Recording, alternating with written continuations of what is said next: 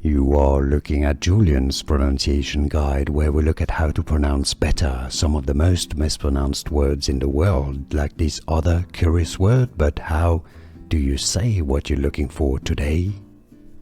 Let's learn how to pronounce this word, originally from French.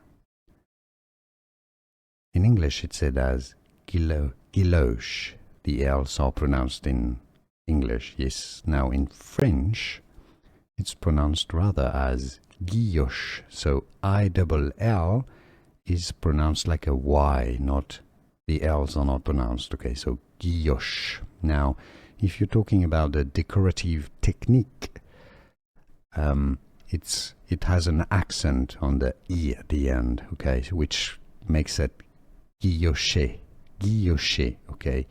So it should be guilloche if it has an accent. So guilloche in English, or guilloche in French. Here are more videos on how to pronounce more confusing words and names too many mispronounced. Like this video if you found it useful. I appreciate your support. I'll see you soon and thanks for watching.